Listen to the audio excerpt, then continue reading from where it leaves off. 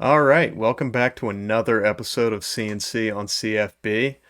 We apologize again for the corrupted file in last week's episode, but we're back. We obviously won't be able to reference what we talked about last week, but we're going to hit you with a new segment this week, which is pretty exciting. And we're going to hop right into talking about a really exciting slate of college football. Let's start it off with, of course, Collins, Ballins, and Fallins. Yeah, as always, right? Gotta just recognize some good performances and the not good that we saw, quite honestly. And again, just to piggyback off what Connor said in that intro, sorry for that little corrupted hiccup. It's just a temporary move forward and just a path to success. Just a little bit of a stumbling block, but we're not letting that get any effect on this show and this It's like a bad course. game. Bury the Yeah. ball, burn Oh, the yeah. tape, move on. Exactly. We might have literally burnt the tape too. Yeah, it might have. Yeah, and it might have come close to burning my system here, but we're good to go. If you guys are seeing this, it means that, well, we have more video footage for you guys to watch. So, without further ado, Ballin' and Fallin'. Look, I think starting with my Fallins, I got to go with first mentioning Iowa. They had some opportunity, and at home they of such an Iowa game, I guess. Just that was just brutal. For a second, it was the most Iowa way ever to win a game. Yes. And then it somehow was even more Iowa to lose with that being called back. Yeah. I mean, just the Big Ten, man. The Big Ten. And it will be a focal point in a segment later on here. But yeah, Iowa, they had their chance to really get into the limelight this season, but right out the back door of the top 25. And the Big Ten East becomes, again, the focal point of discussion. Second, I got to touch on fallen USC. They were actually on a segment we recorded last week as teams to potentially gain or lose from this weekend.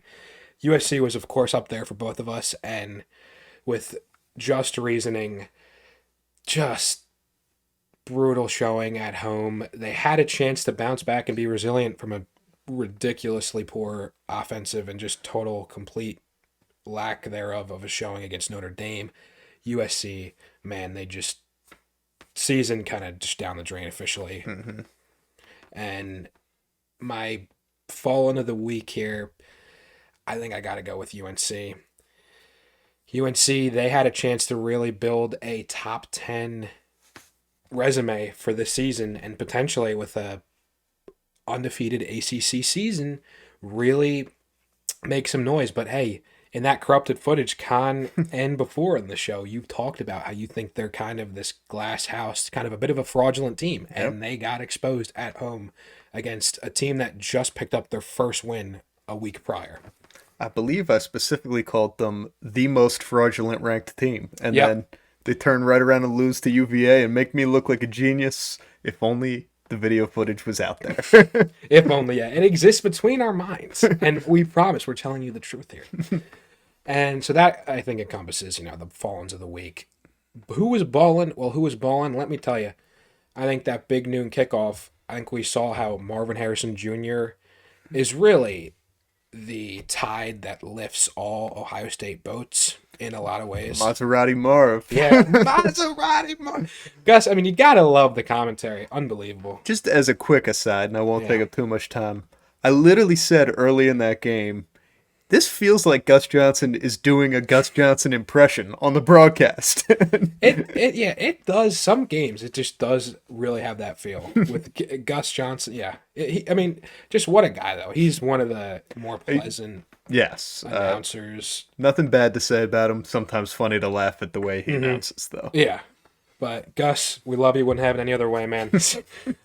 Potential guests on the future shows. We'll see. Gus Johnson, man, show darling here. But I think we also had him on last episode, but the footage got my deleted. God, Yep. yeah, we did, and that's where actually potentially the brain trust of where Maserati Marv was really kind of brought up and coined for really kind of putting that into gear on a national stage there. But yeah, great showing from him. I think Joel Klatt, even in that game, Gus's partner, he spoiled it down, I know, toward the end of the game, kind of closing thoughts. You can truly, if you want to boil it down, dumb it down to kind of one thing in that game, I mean, it's Ohio State's got Marvin Harrison Jr. and Penn State didn't. I mean, if he was on Penn State, the team that had Marvin Harrison Jr. was going to win that game, I Mm-hmm. think, just bluntly. Um, yeah, not to pile on Penn State, just they clearly were outclassed from an offensive firepower standpoint. Quarterback, you could argue maybe the more talented, probably the more talented, gifted quarterback, but if you don't have guys around him and you have, well, not to be too critical, but a certain, Sean Clifford legend, his younger brother, if you're asking him to kind of bail you out in key points of the game there, and it goes kind of right off his hands. I mean, Penn State, they have an incredible group of defensive players and Mm-hmm. quarterback, 5-star recruit as well, but it's just the skill positions. I mean, man, a Saquon running back too. It's just receiving weapons. They just did Yep. not show up. And if Marvin Harrison was there, he would have been the difference maker, quite honestly. And enough of Ohio State, Marvin Harrison, Penn State talk there. Yeah, we will break down that game in full. Oh So. yes, oh yes.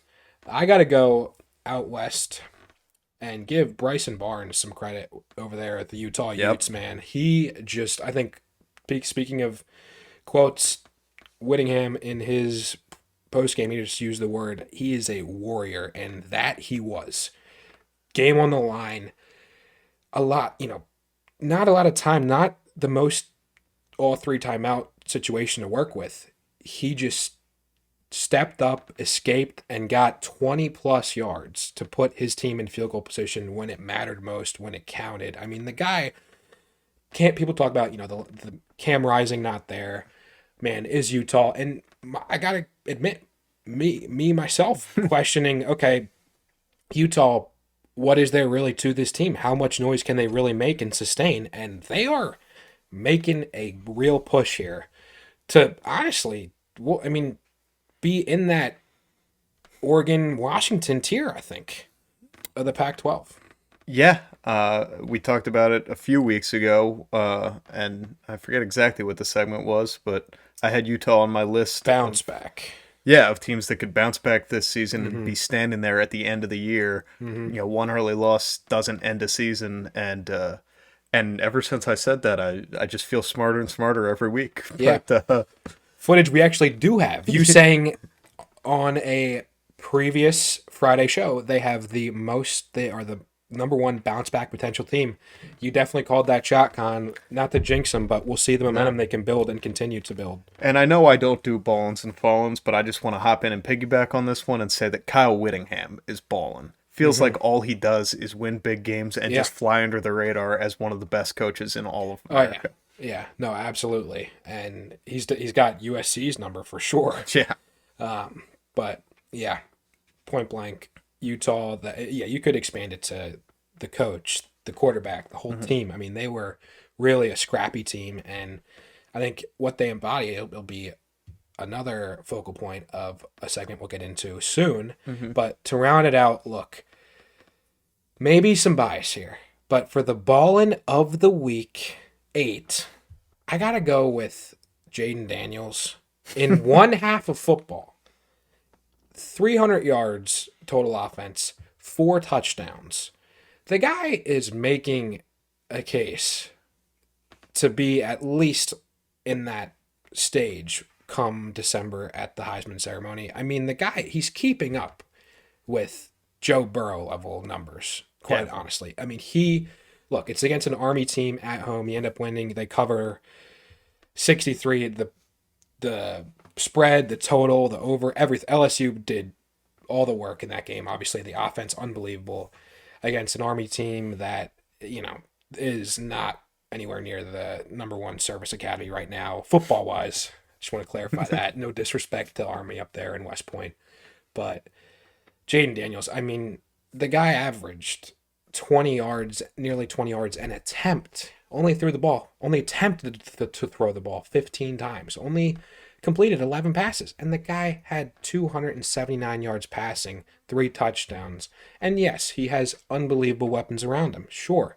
But he is legitimately showing, obviously there's the Heisman conversation, but I mean, he might be as fun of a prospect in terms of the rise to follow once the season's all said and done in the NFL draft and potential. I cannot believe what we might see in a potential Senior Bowl. Not to look too far ahead, Senior Bowl quarterbacks, and really, I mean, I don't know. I could see honestly some Anthony Richardson type rise for what Daniels, the type of season he's been having, and he's putting up the numbers and leading his team to a top 15 status. Richardson, obviously, the physical freakish tools, but the dual threat ability is there. And obviously, Richardson's got the age and his factor as a bonus as well. But yeah, that's me turning this into a Jaden Daniels segment, NFL draft buzz as well. But no, I got to give, for one half of football, I got to give him some love there. Just a machine. Yeah, I mean the guy's incredible, and you're right. He's gonna have a really difficult Heisman case to beat, even Mm-hmm. though he probably will not have the the marquee wins. He won't be in the college football playoff. He's gonna be going up against a guy like Michael Penix, who could be there, could go undefeated, win the Pac-12. It's gonna be tough to argue with, Mm-hmm. but numbers wise and eye test wise, Daniels is doing it all. I just see a huge his Heisman moment potentially being in Tuscaloosa, which would be quite a visiting team against a top 10 team. It is going to be quite a show, quite a matchup in a few short weeks. But that rounds out who's balling, who's falling after week 8 of what we just saw in the college football season 2023. Con, let's get into a new segment here. Top 4 takeaways from this past weekend. Why don't you lead us off here? My first takeaway is that I was wrong about Penn State's offense. They hadn't played anybody, but they were putting up gaudy numbers. And I said, this is going to translate. Drew Aller's a 5-star recruit, one of the best quarterback recruits in the country. Nick Singleton, a 5-star running back recruit. I said, this is going to be an offense it's not going to be a typical Penn State team because they're going to be able to score the ball on anyone. And they weren't. I mean, I give Drew Aller a lot of credit. After the game, he came out and said, point blank, I sucked. If I had played well, we would have won the game. I give him a lot of credit for taking that much Ownership. accountability, Uh-huh. for being a first-year starter, a college kid, and being able to do that. But also, he was right. A lot of the failures of that offense came down to him missing passes, and so kind of my co-take on this is Drew Aller's not that guy yet. He might be one day. He certainly has the tools, but right now he's maybe they go into Michigan or they host Michigan this year. Maybe they host Michigan and beat them and get the big win at home. I'm not saying it's off the table, but it would surprise me a lot more now than if you had told me they do that a couple weeks ago, based on what I saw. Okay. Yeah, it's an interesting conversation with dissecting Penn State after that really tough showing. Yeah.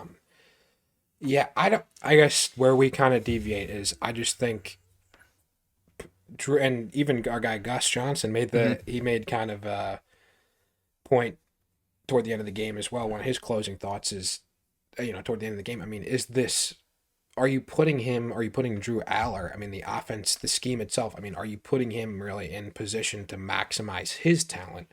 Obviously, let alone, it's one thing if obviously you don't have any Marvin Harrison Jr. or even a Mecca Egbuka level Yeah. guy, at receiver. But, and it's kind of, for me, we'll touch into it later, but there were some viral videos of James Franklin in I think either the build up press conference or the post game press conference they had leading up to this game. It was probably actually during their bye week, I guess. But it was a longtime reporter asking, do you ever just like want to, kind of air it out, take some shots downfield? And Franklin was just like, oh my God, he was pretty blunt about, you're not following me, like you're giving me a heart attack. Like that doesn't even kind of calculate in my head, like what are you talking about? I just can't follow what you're saying. But on the surface, after that game, and it was discussed again during the actual game itself, I mean, just explosive plays and the explosive element of that offense is just non-existent, it seems. And for as good of a running back room as you have, and run it out, kind of grind it out type game, I mean, the athlete you have at quarterback, and obviously he, like you said, came out, was so accountable, and as he should be as the quarterback. But it's like, I think maybe to some degree he's being a little bit too harsh on himself, because when you have, yeah, I kind of alluded to it. You have Sean Hmm. Clifford's younger brother as a feature of your offense. No offense to the Clifford family. It's not a huge recipe for success. Yeah. Well, we can disagree on that, and I think we will when we break down the game, but Hmm. we'll hop back to my next takeaway from this week, which is that you can no longer win in college football with one elite unit. Probably due to transfer portal and NIL kind of seeming to spread out the all of the best players more so this year than we've seen in the past. It Hmm. doesn't feel like all the five stars are going to 3, 4 schools. It feels more spread out talent wise. Sure. That's probably a contributing factor to this. But we've seen in the past teams win even up to national championships with an elite defense and an okay offense, or an offense that Hmm. can score on anybody and only an okay defense. Sure. This week we saw and confirmed you can't do it that way anymore. Penn State's No. offense was their failure. They played a great defensive game against a Yeah. really good offense. They didn't win. USC and UNC, great offenses that can score on anyone. Not enough defense. They both lose. And so I think, yeah, we're at a point in college football where you can't win with one elite unit anymore. No, I totally. I mean, some of my biggest top four takeaways, I should say, along one is along those very similar lines with what you just described. I mean, complete. You need to be complete or as close to complete as you can be on both sides of the ball. And then maybe if you're really lacking in one of those, the dichotomy of offense defense, special teams, maybe Mm-hmm. if you're really good there as well. But yeah, you have to be a tough, complete team. Mm-hmm. And that's when, the character, whether it's your Penn State going away from home, or Ohio State, even if you're going at home, going against a tough defense. I mean, maybe, yeah, Marvin Harrison really can lift an offense and mask maybe some inefficiencies or flaws in that sense. Mm-hmm. But yeah, I mean, Ohio State, they were a candidate too for one of the ball. I mean, as a team, like I said, with these individual player recognition, obviously the team, they're only as good as the people around them, right? In Mm-hmm. some sense of the word. And it's like, um, really, yeah, we're starting to see, I think, teams to begin to separate themselves for sure. Well, that's a perfect transition Okay. into my next takeaway of the week, Okay. which is that the bigger picture is becoming clearer. Hmm. When we started this podcast, it was halfway through the season almost already. Yeah. And we said our very first Connors questions on the first episode was, how many teams do you realistically think could win the national championship? And it wasn't who has a path left, because half the country still had a path Hmm. that early in the Hmm. season. It was, how many teams do you and I realistically think? I think you came up with 16 teams. I came up with 14 of them. Yeah, in that neighborhood. Yeah, we look at it now, and we're not going to do that right now, but if we did, both of our lists would be much smaller. Yeah. And so yeah, I think that's what we saw a lot of this week, is you're starting to see the separation between the elite teams and the good teams. And even teams like Oklahoma, who I have kind of flip-flopped on a couple times this season. I came out, said they were frauds, then Hmm. I said actually they're very good. Now their win over Texas doesn't look as good because Texas hasn't looked as good, and Oklahoma didn't look very good themselves against UCF, a game they easily could have lost. Hmm. And I'm starting to go, okay, they might be very good. They might have the path to get to the college football playoff. That's not a national championship team. Not when there's teams like, Michigan just running roughshod through everyone they play, Ohio State beating up on Penn State. Hmm. Those look like national championship teams. Yep. Yep. Nope. That totally.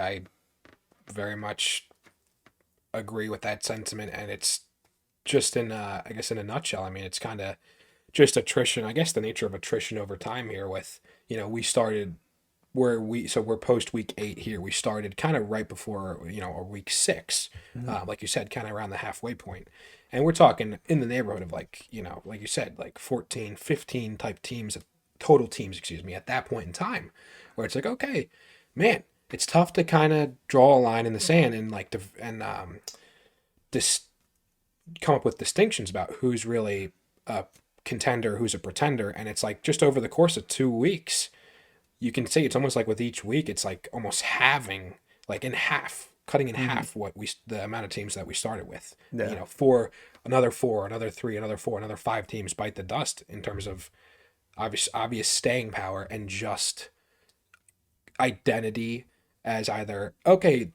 they're a decently complete team. They have a chance to maybe really make some noise and contend with potentially anybody. Mm-hmm. Or, man, really just one or two good units, one or two players Mm-hmm. or elements of their team that just carried them. And now we're starting to see the real guys, the real top dogs, like you said. Yeah.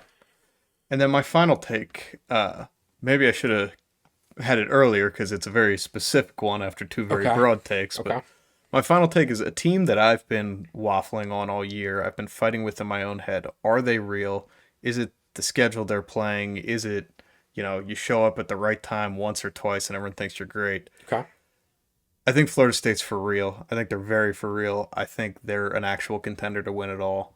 This Duke game was exactly what great football teams do. It not very dissimilar from what Alabama did to Tennessee this week, where Mm-hmm. they were losing at the half. Florida State was only up 4 going into the fourth quarter. Looked like anybody's game, Yeah. and it ends up almost being a blowout. And that's what great teams do. When push comes to shove, they step on the gas and they get it done. And Absolutely. you saw a smaller version of it against a worse team in Boston College. But Florida State was losing to that Boston College team late, which is easy to say, oh, they're no good. They're losing to Boston College late. But what they didn't do was what UNC did at UVA today. And, I don't want to say roll over and die, but not pull out those close wins because everybody has them. Washington was in a very Mm-hmm. close game in the fourth quarter to Arizona State. But the great teams, they figure out a way, they pull it out, they win.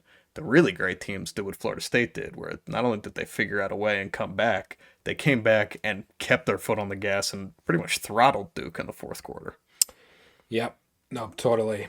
Um, and that, yeah, really solid takeaways there. I mean, Florida State. I'm glad I had them in my top four when we first kicked off, um, launched this show here. But yeah, so without further ado, I'll transition into some of my top four takeaways here.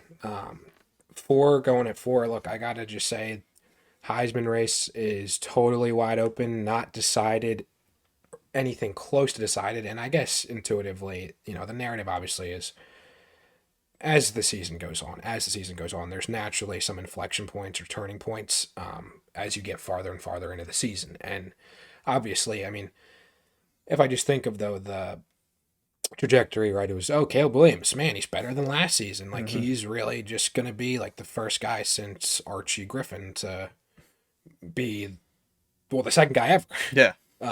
to win back to back. And then it sort of transitioned into, okay, it's Michael Penix's to lose. Mm-hmm. Well, didn't really help himself with the Nope. showing at home against a one win team in Arizona State.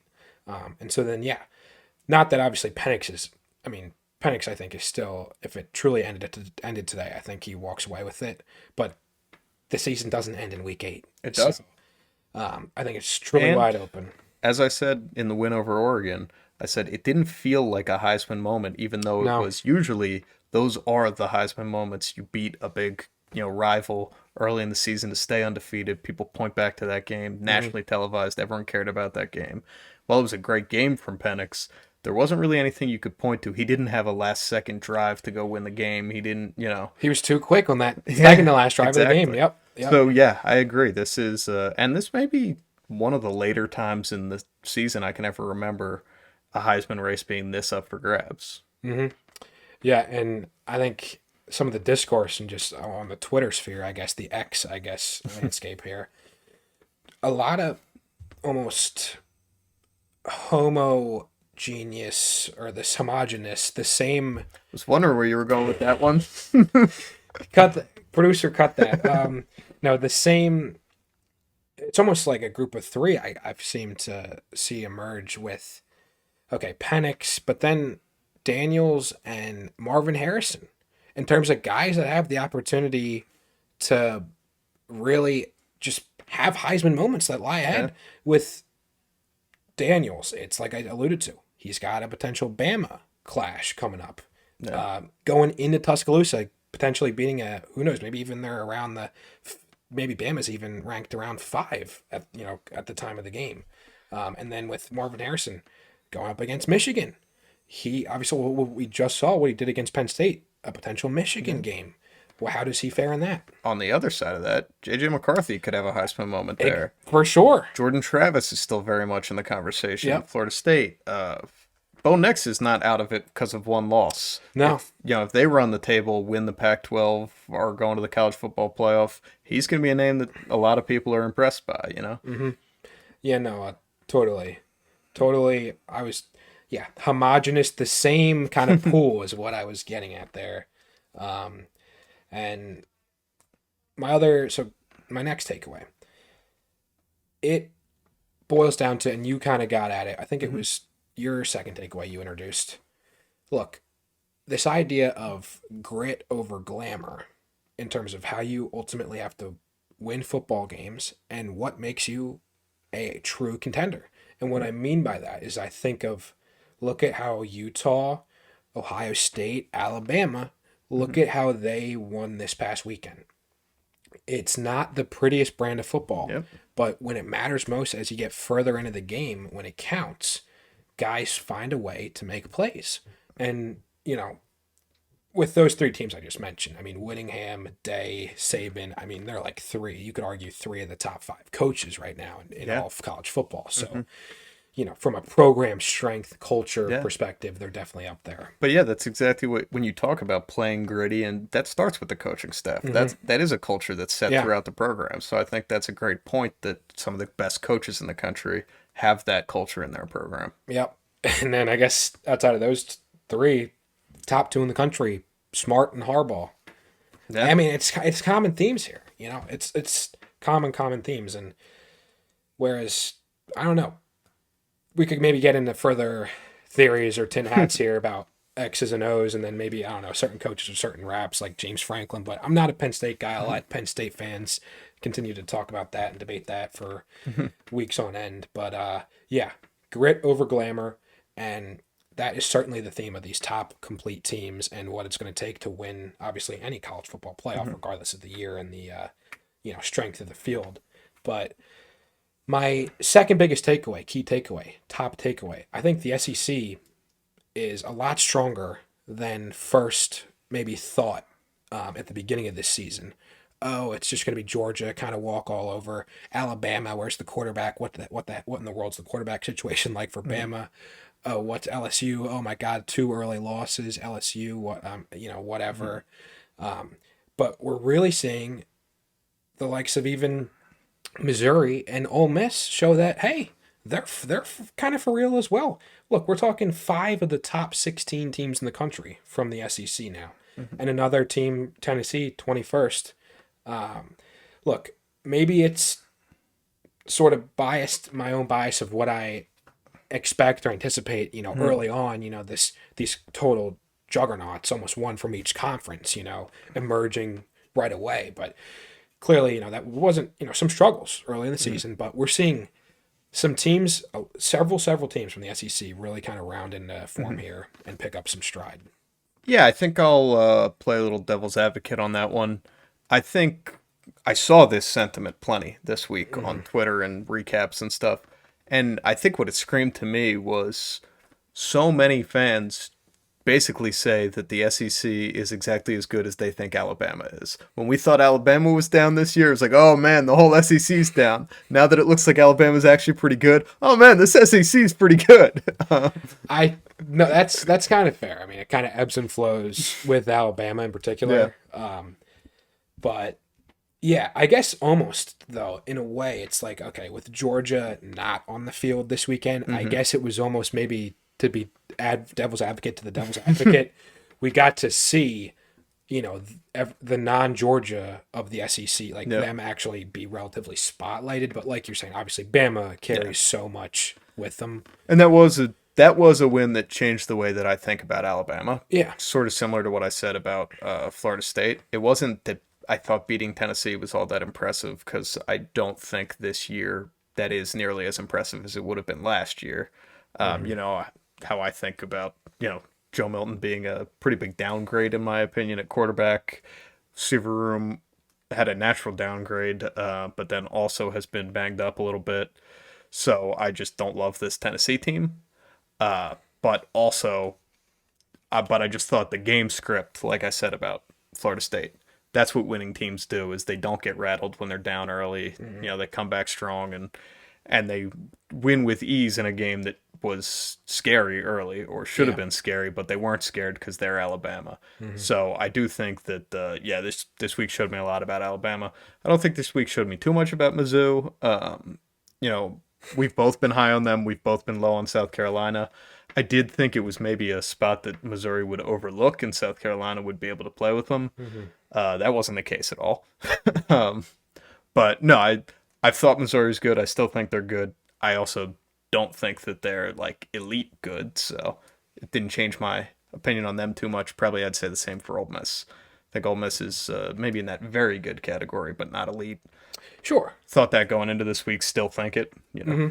Yeah, and I guess just playing to the idea. Okay, I mean, yeah, not in these upper tiers, maybe, but I don't know. I mean, Mizzou, they could make some noise, I think, but regardless, I mean, really, really respectable. I mean, it's not. I guess ultimately, the SEC title winner is gonna have a resume that looks, I think, a Yes, lot better than what maybe I think one I and might two have will. thought. I think one and two will because it's probably the title winner's probably going to be Georgia. Georgia was number one to start the Yeah, season. There's a good chance they'll be number one every single week. yeah. But I think whoever is playing Georgia in Out the of the SEC West, title yeah. is going to have a better resume than we thought a couple weeks ago. Oh I yeah, think that's a good point. 100%, 100%. But yeah, transitioning. So going from the SEC to another conference, I gotta go. Look, my number one takeaway. I think the Big Ten continues to be a two-horse race.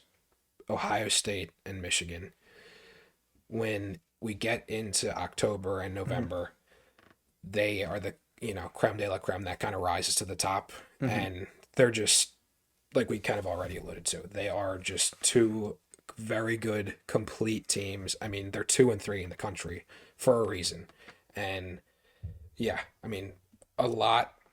I think we learned quite a bit from that big noon kickoff game, and with that, I mean, simple as with that key takeaway, Con. Let's get into what we saw from the big noon kickoff. Yeah, before we do, I will say I don't think this is a two-horse race yet in the Big Okay. Ten. I think there's still a very reasonable scenario where all these teams win their home game against the other one but lose the away game. Michigan, I'm sorry. Michigan, Penn State, and Ohio State all get one of the other two at home and one on the road. All we've seen so far is the first game has happened and the home team won in what was a one-score game. It didn't feel like a one-score game, but it was. It was 8 points. And so I could see Michigan coming into Penn State and losing, but then Michigan hosting Ohio State and winning, and now they're all 1-1 against each other with a win at home and a loss on the road. I don't think that's out Okay. of the picture. I still think Penn State's good enough that that could happen. Okay. That's maybe where we disagree. I just don't know with having Michigan. I think It's Michigan's the just best of the not. three. Yeah. So I don't get me I wrong, just don't think that. I don't but think Penn State has it. I really don't think they have enough, even with the home field. And obviously, I mean, we got to assume. I mean, I don't know if it's confirmed yet, but I guess a whiteout, the whiteout of the year, so to speak. I just don't. I don't know. I saw enough from this game where the defense. Look, the defense. I guess. Look, it's unfortunate that you're in this conference with these two unbelievably good teams. I yeah, think your defense and your offense, I think, would be good enough to beat 99% of the other teams in FBS. But I just don't think it's good enough. yeah. Well, I mean, there is one thing that we haven't factored in, which is that Michigan still hasn't played a defense all year.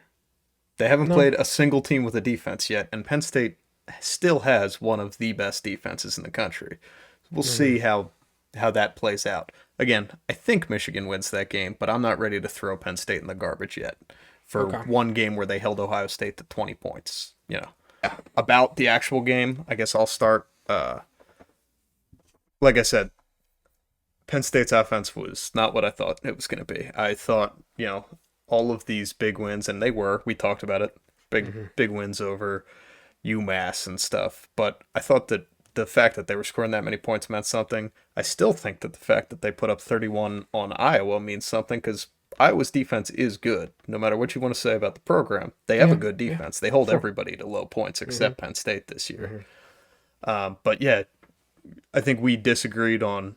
I agree with you that a Marvin Harrison Jr., not even a Marvin Harrison Jr., just a really good receiver could have been the difference in this game. Maybe a Jahan Dotson of the past. Yeah, Penn State didn't feel like they had many open men downfield, which makes sense. Ohio State's got elite corners, and Penn State, that's the lacking spot in their offense is the receivers. But there were a few throws that Drew Aller could have made. That, like I said, I agree with his analysis of I sucked, and if I hadn't, there was one I think it was like a 3rd and 7 in the first half. Maybe still a tie game at the time, and there was a wide open Penn State receiver, maybe 20 yards downfield, and Drew Aller just threw an 18-yard pass, and it was like that might be a touchdown. It's at least a huge conversion to keep the drive going and get 20 yards if you just hit an open man, and that's not what we've seen out of Drew Aller this year. I think he's better than that. I think he will be better than Yeah. that. But yeah, I think it was a close enough game and low scoring enough game. A couple little throws like that could have been the difference. Possibly, yeah.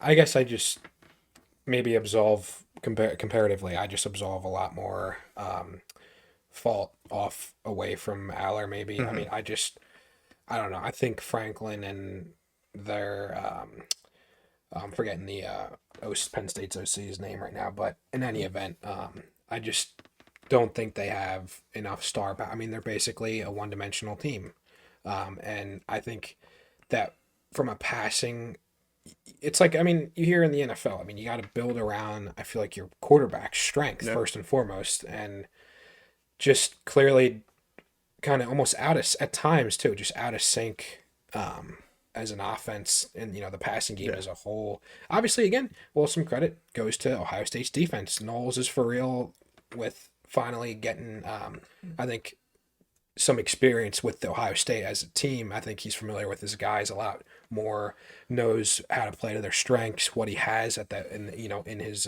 in that locker room. But Yeah. yeah, I also want to mention that you talked about Penn State being out of sync on offense. I think a lot of that had to do with them being off schedule, which is fully on Ohio State. Teams always sure, talk about being on yeah, schedule. You off want to get script, a few yards on first down so that you have the option to run it on second down. yeah, If you give it to Nick Singleton on first and he's hit before he even receives the handoff, now it's yeah, 2nd and 12. You can't run it on second. And if you don't make any yardage on third, you definitely can't run it on 3rd and 12. And it mhm, throws off your whole game script when you're yeah, not on schedule, sure. getting a few yards each play to give yourself positions where you get to decide if you're throwing or running. Hmm. And yeah, a lot of that, like I said, that that is credit to Ohio State's D line and their DC calling up the right pressure in the right spots. Hmm. And yeah, against a first year starter too. Yeah. So, I mean, it's a really just really interesting game, and a lot of I feel like there's several perspectives that you can take from that and play. What what unit or who is responsible for what maybe, and who had the biggest impact Mhm. maybe. But yeah. So you're more glass half full with Penn State. I'm more Mhm. glass half empty. You know, good game to watch. Not if you had the over, which I kind of did, but yeah, I think enough said with that matchup. It was a I good got game, but I got one more thing, and okay, I promise this is the last we'll say about it, and okay, this is the longest we'll go on any okay, game. okay, But I have seen a lot of Penn State fans. Obviously, we're both from Pennsylvania. We know a bunch of Penn State fans. I've seen yeah, them on Twitter, in the group hmm, text, everything, saying it's it's time. Just fire James Franklin. It's over. All we ever do is go 10-2 and win some New Year's Six bowl game that's not part of the college football playoff. And to them, I want to say, shut the hell up. 99.9% of programs in the country would love to go 10-2 and win a New Year's Six bowl game. I get that it's frustrating to never get over the hump, But this is exactly what I told my friends who were Michigan fans when they wanted to fire Harbaugh, because all he did was win 9 or 10 games every year, but he never beat Ohio State. And if you don't beat Ohio State, you got to get fired. Now he's won against Ohio State twice in a row, been to 2 college football playoffs. It's one of those things where, sure, James Franklin's never broken through.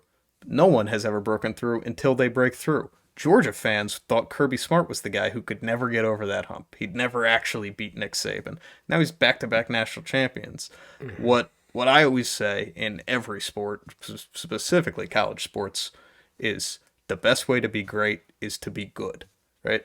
No one goes from winning 3 games to winning 12 in one year. You might go from winning 10 to winning 12, though. So don't fire the guy who's winning 10, because as you know, I know, everyone who's basically rooted for a team not called Penn State knows, you can pretty quickly go from being, a 9-10 win team to a 3-4 win team, and then you're praying that you had that 9-10 win coach back. Yeah, no, that's really good food for thought. Solid point there with respect to coaching and yeah, talk about culture and clearly the guy can recruit. Yeah. There's so much, like you're saying, so much that's going right and you got going for you year after year, but it's just, I guess, with Penn, it's expectations, I guess, cause emotion, and when you expect to be, when you have the number one quarterback from a recruiting class, all these 5 stars, and you have, unbelievable, you just churn out Micah Parsons of the world and Abdul Carter. It's, it's just, it's got to be tough because then you maybe just think, oh, am I going insane? But what exactly do we know, right? We're not really Penn State fans, but yeah. So promise. That's enough of Penn State, Ohio State here. Yes. I guess quickly, going through some of the other top dog really of the conference, Michigan, made easy work of Michigan State, who's just going through a lot going wrong for them. Yeah, the only things to note in this entire game were the horrendous unnecessary roughness penalty. I'm sure you saw that. A Michigan player getting in the face mask of a Michigan State guy, which is, unfortunate, whatever. It happens a lot in football. Michigan State player threw him down, dove head first into his head on his back. Really dangerous play. Yeah. Getting hit in the back of the head is the most susceptible spot on your body to do like long-term, lifelong damage. Yeah. So he was thrown out of the game. Word on the street is he's going to be suspended. If it were up to me, he'd be suspended multiple games. It's just something you can't have. You have to, set the precedent now that that type of stuff does not fly in college football. The other one, obviously, the scoreboard fiasco, should we call it? Trivia? Yeah. Some trivia? We like trivia. Trivia We guys, go to trivia at the local bar on every Wednesday night. We have a good time at trivia. Yeah, we do. Ever had a question like that? Does Trivia Dave ever give us the old Hitler one too? I can't recall. I can't personally recall that. I just saw too some recent developments now on Monday. I guess they're kind of saying, oh, third party outside of Michigan State responsible for that. And yeah, just quite the fiasco. Everything about the whole environment. It's just everything going wrong. Yeah, you talk about culture in a program. Obviously, scoreboard has nothing to do with players or coaches or anything, but it does just feel like when things start going bad, like every possible thing goes bad, and yeah, so that was not great. Nope, but not at all. But we digress. Yep. Should we talk about Duke, Florida State? Maybe the second biggest game in this slate. Yeah, I think. Look, like you pretty much alluded to, what the mark of really good teams, the type of wins you're able to obviously build, and really the manner how you're doing it, right? At home, a lot of expectation, potential. A lot of expectation, a lot of pressure at home against a Duke team who's been having a great year. Riley Leonard comes back, but really just wasn't quite himself. No, so unfortunate to see that. Yeah, too. But when it matters most, 21 unanswered in the fourth quarter. Really showing your a battle-tested type mentality, resilient, which is what you're going to need to be a college football playoff winner ultimately. Yep. So yeah, good signs. I think you summed it up perfectly. We talked about it earlier. Just a great win for Florida State, and one that kind of showed they might be for real. Yeah, and I think that might with each passing week, it's just dwindling away. That might It turn is. for sure. Yep. And then I think just notable teams. I mean, yeah, character type win. Washington grinded it out. Only 22 points in that game, which is crazy. I mean, Yeah. wild to think about. But yeah, ultimately, Washington just got to stack up wins. Got to stack up wins, and I think it's kind of just a little bit of not coast or take it easy mode, but maybe it was a little bit of a trap, maybe. But they get a win, and a win's a win is a Yeah. win. Similarly, kind of for Oklahoma against UCF. Yeah. I thought this one was a worse sign. Okay. Just on the, and maybe I'm just look at these two teams differently, and that's on me. Yeah. But I think having your defense give up 29 points, we talked about, winning tough, winning gritty, or being, all flash, whatever. You can't say Washington was all flash in that game, No. And they did, they allow 7 points, so their defense showed up. It was they couldn't score. Oklahoma on the other end, you win 31-29 in a game that very well could have been tied 31-31 going into overtime, and could have gone either way. I think that's a little scarier for the long term, in my opinion. Yeah, no, sure. I guess, I mean, I don't really equate. I think Washington is definitely in a separate tier than Oklahoma, neighbors in the ranking, so to speak. But, yeah, I guess just in terms of the point, just grind it out, just win and win and win, and then just try to make it to, conference title weekend. And then just leave it up to the committee. Also, shout out to John Reese Plumlee. Really good game, coming back off an injury. Looked very good. So just a quick shout out. Yeah, due course. If they had won, would have certainly got the consideration probably on there for Ballin of the Week. And while I'm at it, Dylan Gabriel also had a great game. I don't want to, talk about the loser more than the winner, but interesting under the radar guy to continue to watch potential Heisman. But it's the route for Oklahoma a little bit murkier. Already played Texas. Might just be a kind of scheduling. Unfortunate situation for Gabriel when other guys kind of have these more natural built-in potential Heisman moments in the back end of the season.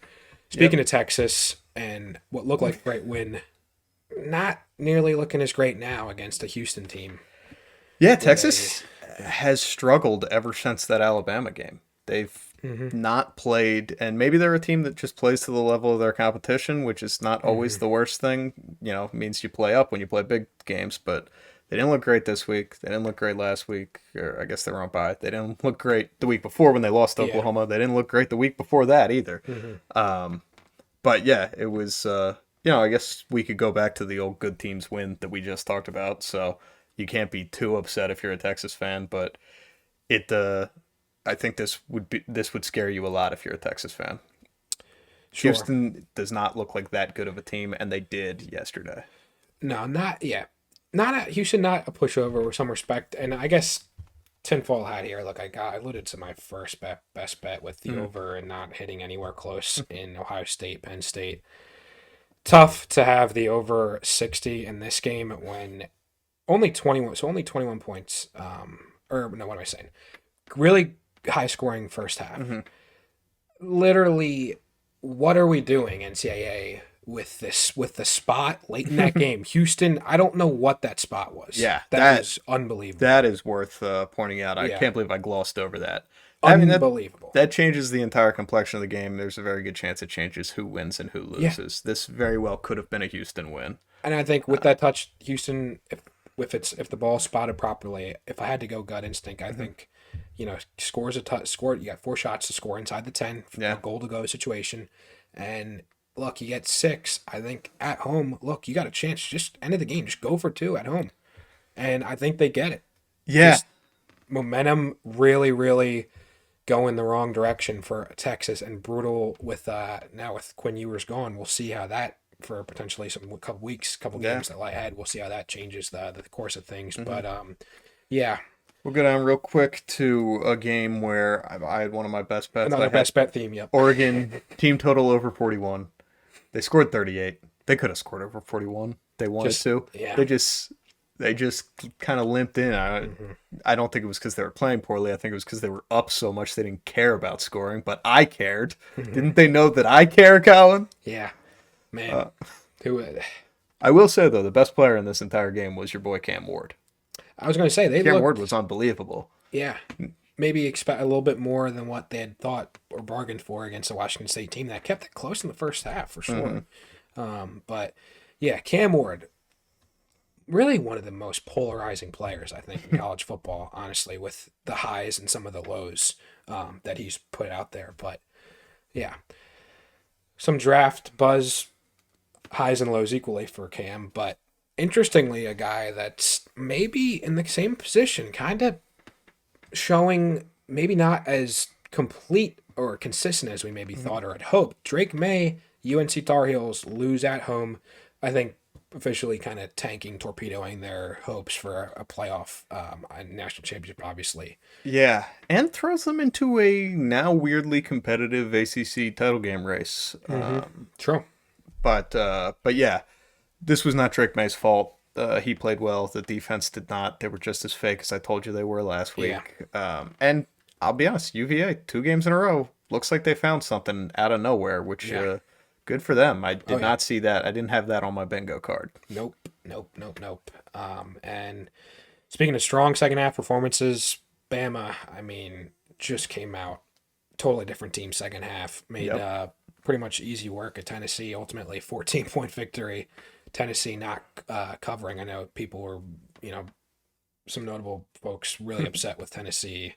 But yeah, I mean, look, I think just one quick takeaway from that is, hey, I think Bama's offense, Milrow, kind of explosive enough where with his strength, get throwing the ball down the field. I Mhm. mean, it's enough to make it really, really interesting as we get into December. I think it will be less interesting when they play Georgia. Yeah, sure, I sure. think that defense will bewilder him a little bit more than Tennessee's Yeah, defense. yeah. But And if you force him to throw the ball all the time, he's made some nice throws. mhm, He's looked like a better passer than he did when he first started. mhm. But I think if you force him to throw the ball all the time, that does not play to his strengths. No, not necessarily. No, not at all. But yeah, just looking a little bit stronger as the conference. And again, maybe the theme is it's just, oh, Alabama dictates people's perception of the SEC pretty much year to year. But Yep. with, I mean, the reality is with Bama, partly, you know, even more of a microcosm, their quarterback play Yep. makes, you know, impacts a lot of people's feeling or perception of Bama. But yeah, Bama not dead yet. No, very much alive, Yep. actually. I think maybe becoming one of the favorites to make the Final Four. Yeah, Yeah. they have all they could have honestly hoped for in terms of a potential route there, I think, and Yep. absolutely control. I think Saban will tell you, oh, just control your own destiny, which they absolutely have a chance to do so. They do. Ole Miss, look, I said Ole Miss maybe sticking in the SEC West here, potential upset alert, but Hmm. really close for basically the majority of that game. But Hmm. ultimately, Auburn did not pull off the upset. Yeah. Auburn's in the first year of a rebuild, so you're not expecting them to be great, and they're not great this year. I think it's a good sign for the program that they're showing life in games like this, but Hmm. I don't think it tells me too much about either of these teams the way that this game went. It's right about where the number was. Yep. It's right about what we both said would happen. And Hmm. pretty much this game was what we thought, they were who we thought they were. Yep.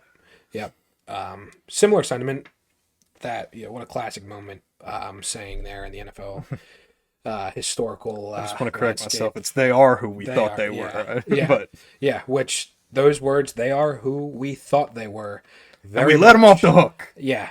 Well, you know who didn't let anybody off the hook? Utah. Utah and USC. That matchup, I think, embodies maybe what people thought or how very much how the trend was, was leaning for both teams here. Yeah, I think it's not all that complex when analyzing this game. You know, Mhm. USC, like I kind of sort of dumbed down. USC is more about the glamour and the offense. People have joked, oh, he being Riley cares about Mhm. more getting Heisman trophies than titles. Yeah. But I mean, yeah, they're talking about complete teams. I mean, look, he's got the offense and they got the glamour and the flashy, speedy guys, but defense needs a lot of help. Simply put. But Yep. Utah, they're absolutely the real deal. Yeah, I'll just take one more quick victory lap because they will end up losing to someone, and then I'll feel dumb. But Yep. until they do, Just gotta I'm a genius. I take it said all in. USC was a fraud, and I said that Utah was better than people thought, and Mm-hmm. yep. Here it is, playing itself out. Who I thought they are with LSU.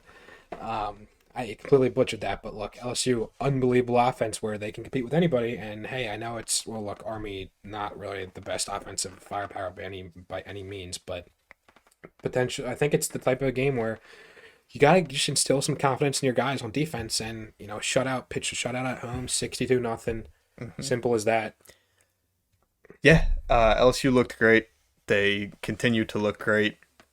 The reason that this has been a theme throughout the show is to borrow from another great NFL presser. Playoffs? Playoff? You had them in your potential playoff teams, which is why LSU has been our a little bit of a Hot button hot one. button issue on Yeah. the show. They do Yep. look very good right now. They also will not make the college football playoff. I still stand by that. Yep. It's a lot's gonna have to go right. A lot else outside the conference out of their control, but still think it's maybe a 8.3% chance now. But I got it. Look, speaking of who's not playing well, my South Carolina Gamecocks. I just want to kind of gloss over this, and for time purposes, might as well. Just a lot that has to be corrected and fixed and be better. I don't think it's a coaching thing. I don't think it's a quarterback thing, pretty much, or a special teams thing. Everything else, it very well is that type of thing. Just not a great year for South Carolina, but Missouri is playing what's in front of them, and they're looking pretty good. Okay, the Service Academy game, Con. Of course, 17-6, right on the line of 10.5, right, and just a 23-point total. I thought 34 was so low. It wasn't even coming. It was 10.5. Should have been the line for what the total relative to 34 is. How Yeah. low that's going to be. I mean, Service Academy unders with another big win. just It's just write it bet it down. every Everybody, time. write it Just down. bet it every Just write it time. down. Store it in there. That being said, yeah, Air Force still looks very good. Still like this team a lot. I really hope to watch them play on a New Year's Six game. That'd be Would be awesome. very fun. Yep.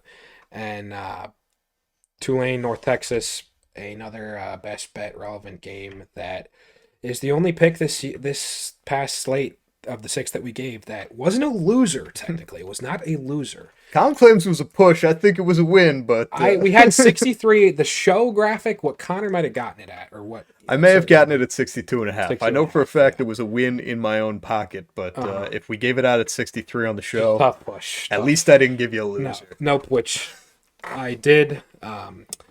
And yeah, I mean, Con, any more quick fire games you want to bring up or points we're anywhere across the college landscape?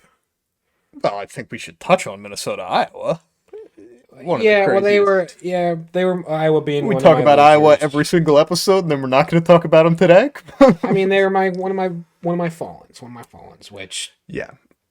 Was it a fair catch call or not? I think it was. I think yes, in my book it was. My book it wasn't, but that's I think it was very clearly a poison call. He was pointing with the one arm to say that's where the ball's going, and then giving the poison stay away from there with the other. I don't think it got above his head, which is what it has to be a fair catch call. But Yeah, I think it might you have also been. can't do an arm. You're not technically allowed to do any type of arm motion because it can confuse the refs. Mhm. But regardless, Yeah. would have been the most Iowa way to win ever to win that game on special teams points after not being able to score on offense at all. And like I said, almost equally an Iowa way to lose 12-10. You know? Totally. And then the last one I want to get into, just the U. We're back. Knew we were back. Never left really. Two weird fluke games. Basically undefeated right now. Maybe college football playoff. If LSU can do it, why can't Miami? Obviously, that is a bit facetious, but a win over Clemson is always awesome. So that was just fun for me. Yeah. No, totally. And I guess look with that, we'll just kind of quick fire, rapid fire, best bets. Look, we're kind of struggling on the show so far historically as a show here. Mhm. Cons technically, yeah, we win slash at worst a push for one of the 6 bets that we laid down. That being the over 63. South Carolina, Missouri, we both basically believed in South Carolina to some extent, at least to put points on the board. Yeah. Missouri did their part, producing 34, but South Carolina only 12, 46, not really coming anywhere near. I needed 2 more touchdowns to get that over 59, and then you needed South Carolina to just be semi-competent to cover a touchdown and a half line there, and then yeah. The other overs, look, I've already touched on for me. Ohio State, Penn State was never even close. I thought both offenses would have been, and really the quarterbacks would have been more consistent, a little bit better, but clearly wasn't the case. And then, yeah, I mean, the spot at the end of the Houston Texas game, I just cannot get over that. That's just going to stick in my mind for a little bit here. Unbelievable. Yep.